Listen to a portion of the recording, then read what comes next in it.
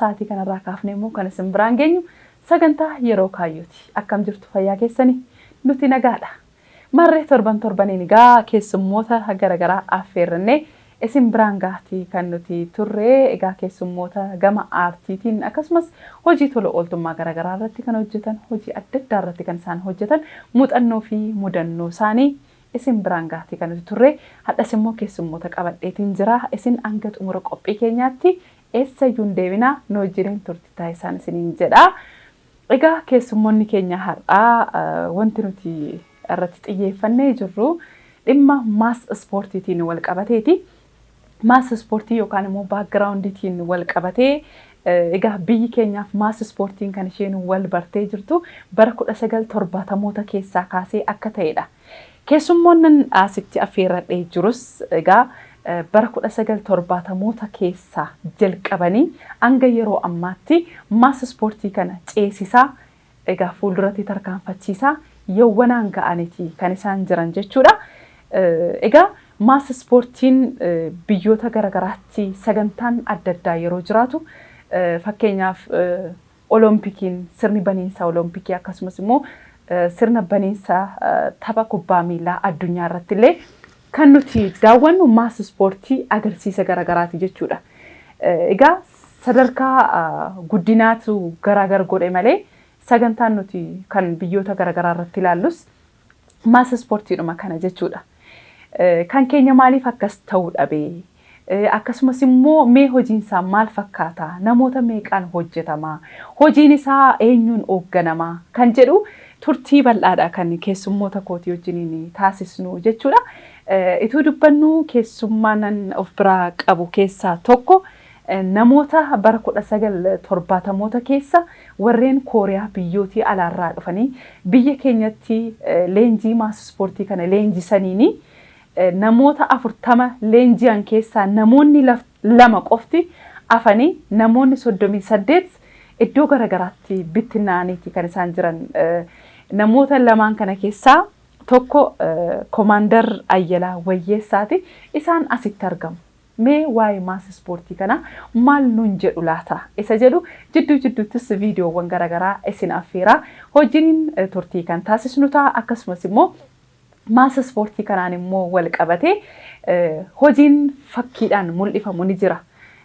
Al tokko suuraa warreen abbootii taayitaa akkasumas immoo suuraa garaagaraa barreeffama baga nagaan dhuftanii weelkaam wantooti garaagaraa kana fakkiidhaan kan agarsiisan fakkii sana kan hojjetan keessaa artiist Taklee Tulluutis nu wajjiniin kan inni jiru jechuudha.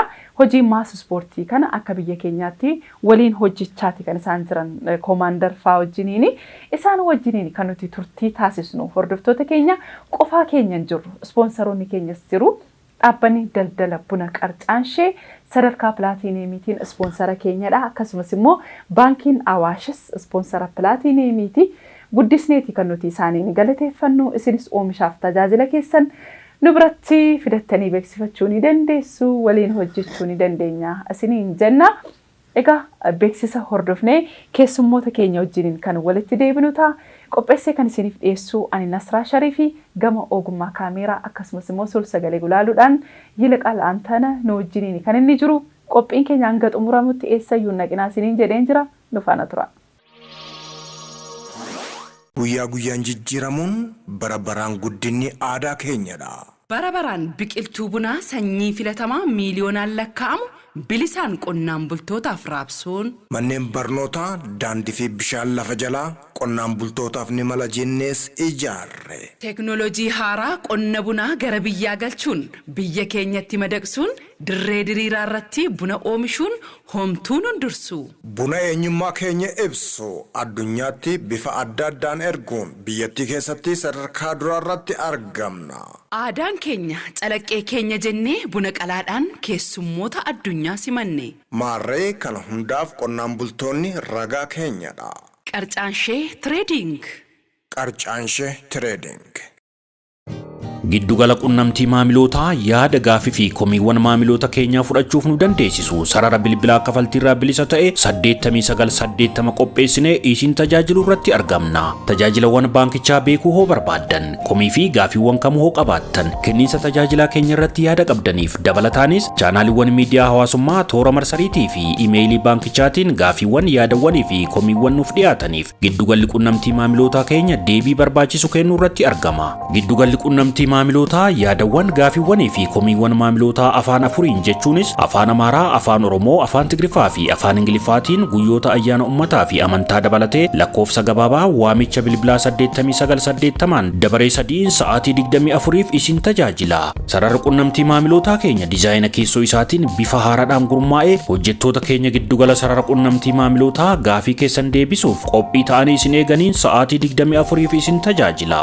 Giddugala waamicha bilbilaa kaffaltiirraa bilisa ta'e 8980 Baankii Awaash. Hordoftoota keenya beeksisoota hordofnee egaa walitti deebineeti jirra. Keessummoota qabadheen jira siniin jedheetii kan hin jiru keessummoonni kan koos immoo egaa leenjistoota maas ispoortii akkasumas baakgiraawundiiti. Maas ispoortiin kun maali kan jedhu akkasumas namoota meeqaan hojjetama isa jedhu kan waliin ilaallu ta'a. Keessummoonni keenya baga nagaadhaan dhuftan. Mee hordoftoota keenya wajjiniin wal bara. Eshi ani Komandar Ayyaloo Yessaan jedhama. Keessummaan keenya kan biraas immoo artist Taklee Tulluuti. Egaa Komandar Ayyalaa Wayyeessaa keessattuu hojii maas ispoortii kan akkasumas immoo baakgiraawundii kana irratti gaa akka biyya kanaatti isin adda durummaadhaan akka hojjechaa jirtanidha kan inni odeeffadhees jiru. Mee maas ispoortiin kun maali? Kanuma jedhurraa haa kaanu laata? Hin dandeenya. Maas ispoortiin jecha maaliin maas jechaan nama baay'eetu iddoo tokko gizee hojjetu, gizee ispoortii hojjetu maas ispoortii jedhama. Maas ispoortiin adda adda. Fakkeenyaaf amma safara tokko irratti ijoollee qindeessanii gizee namni tokko akka leenjii isaa ta'ee gizee hojjetu innis ispoortiidha. Nu maas ispoortiin keenya immoo maaltu adda godha? Ijoollee walitti gurra hin leenjisna. Sagantaan yoo jiraate sagantaa irratti hin leenjisna.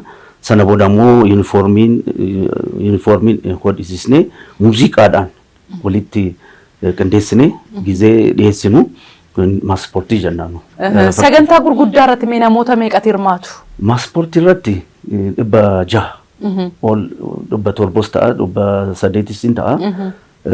Kan biraa immoo baakgiraawundii jedhan kan fakkii fi barreeffamaa matsaaf galatsaa jedhama. Isaan irratti hojjetu immoo 1200 namni itti ramada jechaadha.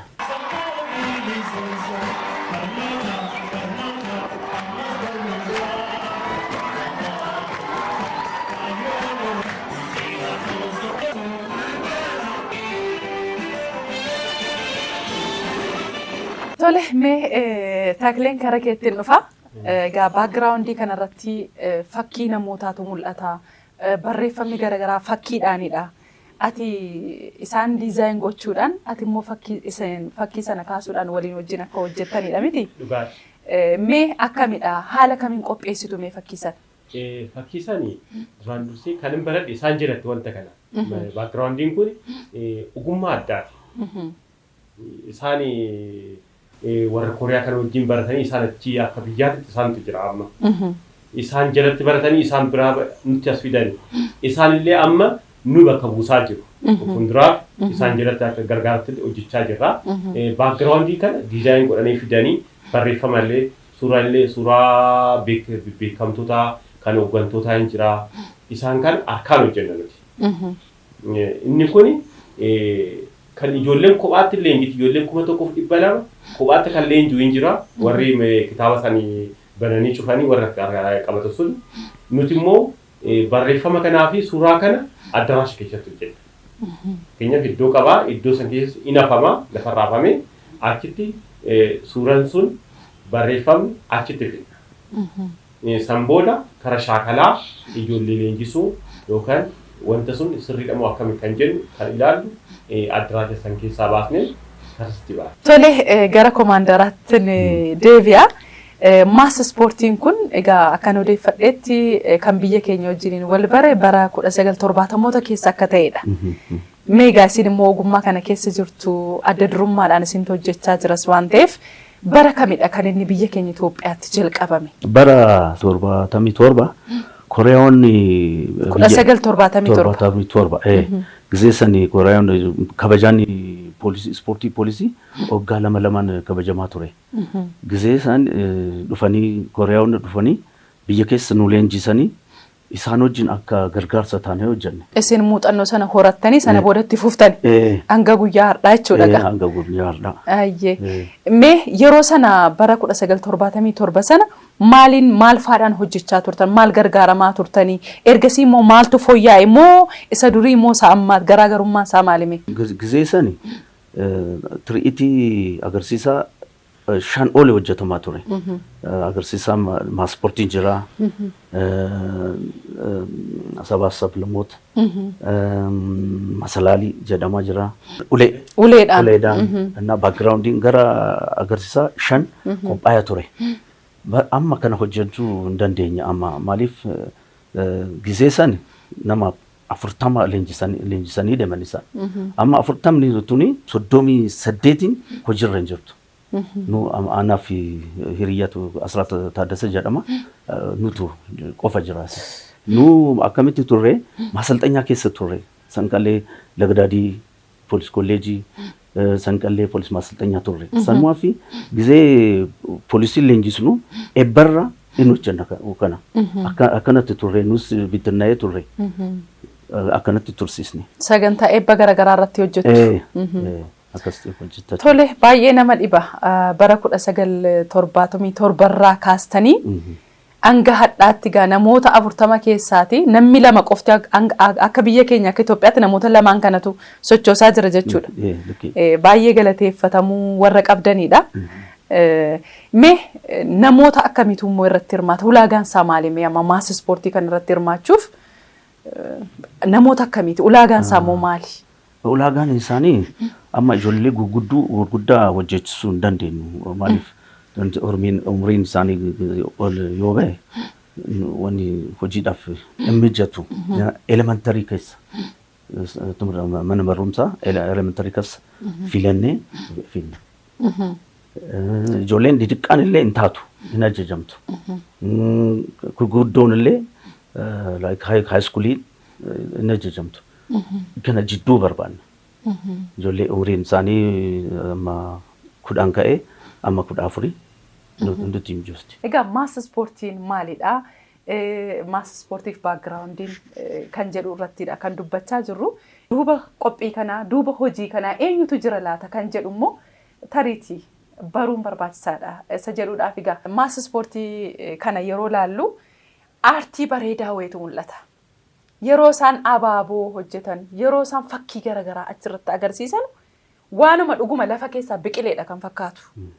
Hojii bareedaa akkasii aartii akkasii mul'isuuf leenjii ammamii itti fudhata? Yeroo ammamiitti baruu danda'u? Leenjistoota meeqatu jiru? Daayireektara meeqa qabame? Daayireektara 10 caalaa ijoolleen immoo 10,800 yookaan 2,000 akkas taate. Leenjiin guyyaa leenjiin immoo guyyaa 60 hamma 80 fixa leenjisuuf. Guyyaa 90 argannaan gaarii hojjenna. Mee maas ispoortiin kun akkuma nu duratti kaasee hojii aartii bareedaa ta'edha kan irratti mul'atu. Kan biyyoota garaagaraa irratti sirna baniinsa sagantaa adda addaa kan biyyoota adda addaas ni ilaalla. Fakkeenyaaf kubbaa miilaa addunyaa yeroo jiraatu, taphni kubbaa miilaa yeroo jiraatu, akkasumas oloompikiin illee yeroo jiraatu sagantaa gurguddaa irratti gaa waan babbareedaadha kan mul'atu. Kan keenyas immoo maas ispoortiin isin dhiyeessitan kun sagantaan gurguddaa yeroo jiraatu sirna baniinsaa irratti kan dhiyaatudha jechuudha. Mee silaati amma barbaadamu akka biyya keenyaatti hojjetameera jettuu isin maas ispoortii kanarratti? Hin hojjetamne ganaadha. Maanis namni tukuratii itti kenne hin jiru. Xiyyeeffannoon hin kennamneef. Xiyyeeffannoon hin kennamne. Kanumaafuu waan beeknu bicha hojjennaa malee waan itti eda'an hin jiru. Amma akka ati jette sagantaa kubbaa miilaa gizee hojjetamu teknoolojii keessa jira. Ibsaan jira. Amma ibsaa kana nu waan namni nu leenjisellee hin jiru bicha xiyyeeffannoo ittiin kennamne. Amma kan biyyoota garaagaraa gaa yeroo laallu meeshaawwan isaan qabatanii jiran, uffannaan isaan uffatan, agarsiisni isaan agarsiisan waan addaati. An keenyas egaa kan hojjetamaa jiru kun kan isaanis maas ispoortiidhuma jedhama, agarsiisuma jedhama mitiire. Kanaaf eenyurraa maaltu eegama isa jedhu sana kaasuu akkas nu kaastan barbaadeetani. Dhugaadha. Xiyyeeffannoon kennamne hanga ammaa kan isaan dur ittiin barataniituma isuma ittiin hojjetu malee fakkeenyaaf isaan lama qofa tafe amma Komaandar Ayyala Wayyeessatii fi Komaandar Asraat Taaddasaa isaan qofa amma kan hojjechaa jiru. Warri dursuun namni 38 hin jiran isaan. Kuni hojii jijjiiree gara taa'ee dhiisanii jiru. Isaanuma dhangaadhaatu qabeetu asiin nu ga'e. Fakkeenyaaf isaan of jalatti nama baay'ee horani. Ogeessa horanii jiru. Ogeessa bakka buusatuma jiru. Garuu akka mootummaatitti xiyyeeffannoo kennee mootummaan wanta kanaaf iddoo tokko fakkeenyaaf deemanillee leenjiillee yoo ta'e leenjii akka haaraatitti teekinooloojii wajjin akka wal baran teekinooloojiin akka biyya kana galee fakkeenyaaf kubbaa addunyaa qophaa'u ibsaa garaagaraatti fayyadamu galgala malee amma inni isaan maaspoortii isaan hojjetan kuni oddoo galgala ta'ee ta'u ibsaa garaagaraa qabaate isaanuma akka warra alaa seenti mul'ata. Kanaafuu gahee mootummaan wanta kana ogummaa sagantaa tokko qabaatu yookaan ogummaa ayyaan tokko kabajuudhaaf maal haa goonu ogaa jedhu lakki maaspoortiif baakgiraawundiin haa hojjetamu jedhanii yaadatu malee yeroo biraa yaadatan. Kana xiyyeeffannoo kan kennu qabaatu mootummaadha. Mootummaa ogummaa sagantaa jiru qofa otoo hin taane nama kana hojii kana mee fuulduraatti akka biyyaatti illee hojiin kun nama hojii kana qabatee ta'u fuulduraatti illee nama bakka buusu ogummaa kana bakka buusu kan jedhu mootummaan taayyaatu. Xiyyeeffannoon kennamuufii qabaadha. Meemee egaa jidduutti immoo hojiiwwan isin maas ispoortii irratti kana dura hojjechiisaa turtan viidiyoo isaa hordoftoota keenya affeerru mitiire. Tole egaa hordoftoota keenya Komaandar Ayyalaa Wayyeessaa akkasumas aartist Taklee Tulluu wajjiniin egaa kan nuti waa'ee maas ispoortiif baakgiraawundii irratti dubbachaa jirru isinis egaa nu wajjin yeroo gaarii dabarsaa jirtu jenneetti kan nuti yaadnu kana dura kan isaan hojjetan keessaati mee muraasa isin biraan geenye walitti deebinaa turtiin keessan OBN sagalee uummataa sagantaa yeroo kaayyoo wajjinaa ta'u nu faana tura.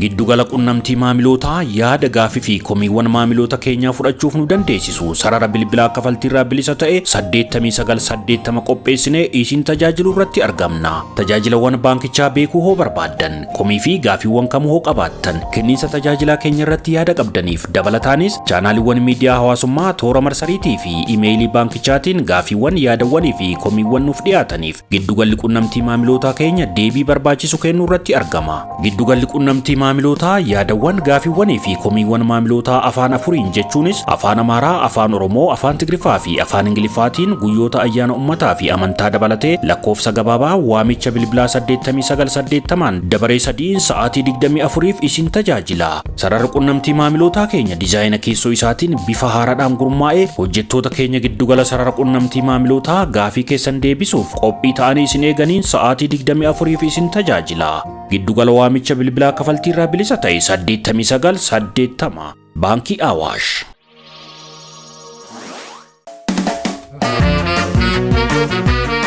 Boonsaa walinaa sirbinu harri ayyaana waggaati alichaa sirba baga ayyaana waggaa keessan ayyaanni kan jaalalaa kan tokkummaa kan badhaadhinaa kan milkii kan qofaa isiniif haa ta'u akkasi sirba ayyaana baga geessanii ayyaana baga geessanii gammachuu kuni keessanii gammada hundi keessanii ayyaana ayyaantu arga ayyaanni ayyaana wagga firaa fi firris wal erga kaabaa kibbaa walitti yaa'ee bahadiyaa hundi wal gahe gadaan kun gadaa tokkummaa gadaan kun gadaa jaalalaa wal waammatee qomoo nalaalaa ayyaana baga geessanii ayyaana baga geessanii gammachuu kuni keessanii gammada hundi keessanii ayyaanni ayyaanni hundol waame cooma muraa booka'uuna bashannana waliin tura mee gammada qaameef qillee kan masqalaa wal waammatee waliin qalaa kan moolidaa kan arafaa himee fixuu baay'ee tafaa baga ayyaana himmeessaa bisitee alichaa sirba baga ayyaana waggaa keessan ayyaanni kan jaalalaa kan tokkummaa kan badhaadhinaa kan qofaa isiniif haa ta'u baga birraan barii yaashee kirrisee baga birraan barii firree girrisee baga birraan barii habaa bollootee baga birraan barii hadaan bagagee baga birraan barii firrii wal argee galaana koo galaana koo galaana koo galaanni boonu yaa dureessa koo natti hin boonini yaa dureessa koo naani noodini waliin sirbinaa aadaa Oromoo waliin taphanaa waliin sirbinaa alichaa sirba kan baranaan singee baragaree sinaa ga'u saamani keessan alaamani keessan nagaa siniif haa ta'u alichaa sirba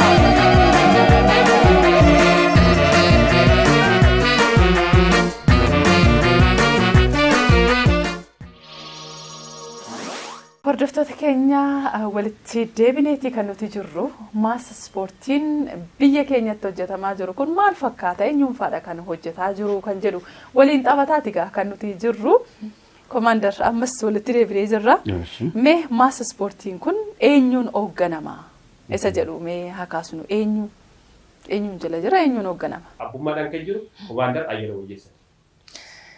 Tole egaa Commander Ayyala Wayyeessaan akkuma duratti isiniif kaasee jiru bara 1977 irraa kaasanii hanga yawwanaatti hojiin kun akka biyya kana keessaa hin hafneef sagantaa garaagaraa irratti egaa itti fufiinsaan hojjechuudhaan abbummaadhaan qabatanii akka jiranudha kan nuti odeeffannees jirru kan isin dhaggeeffachaa jirtanu. Isin bara 1977 irraa kaastanii hojii kana akka jalqabdanii jirtan egaa nu kaastaniiti kan isin jirtanu. Leenjii akka warri Kooriyaa dhufanii biyya kanatti isin leenjisanin isinoo carraa dhayxanii biyyoota alaatti leenji'uun arganne? Hin arganne Kooriyaan gisee tokko bara 1977 dhufanii nu leenjisanii san booda leenjii hin arganne garuu nu internet keessa seennellee agarsiisa tokko argine waan jijjiirru jira baay'ee miti xinnoodha.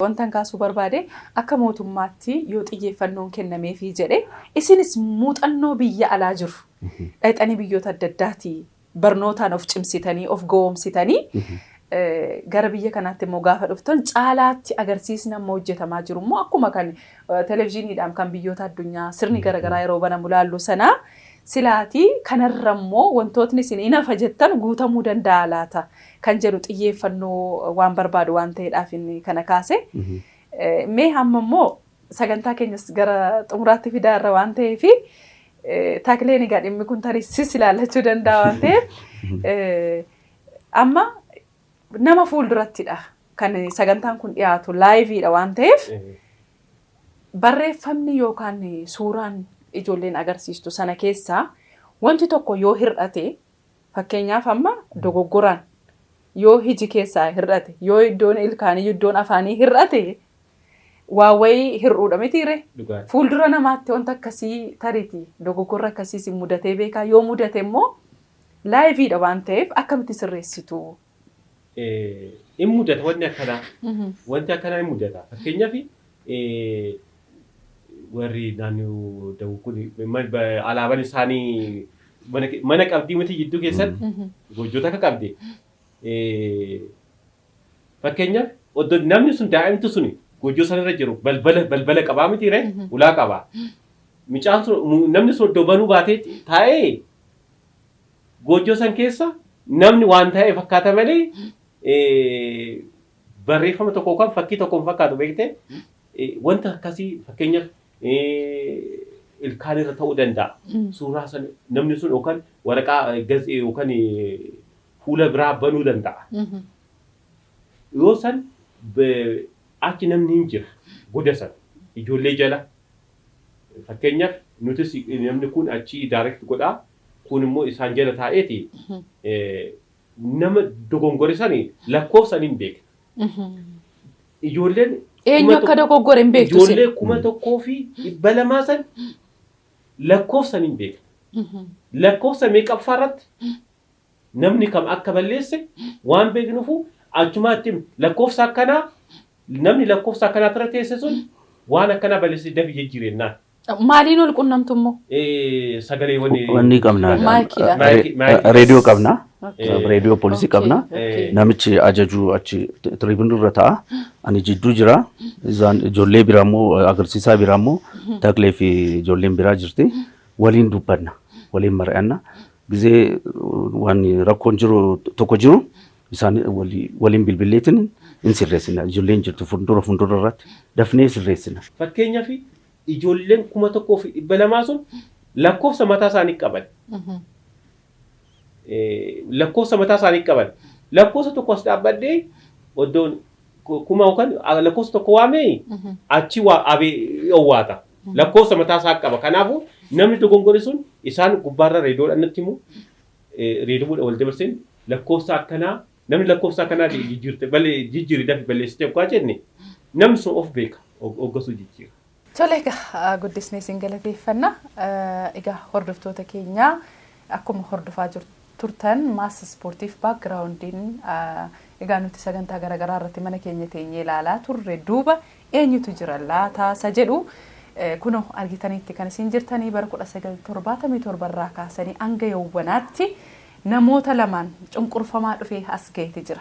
Isaanis immoo hojii idilee isaanii keessaa ba'anii yeroo ammaa kana egaa soorama ba'aniillee gara hojii kana keessaa hin baane soorama ba'anii hojii dhuunfaa ofiis hojjechaa gara hojii kanaatti irraa hin fagaanne jechuudha hojjechaati kan isaan jiranii.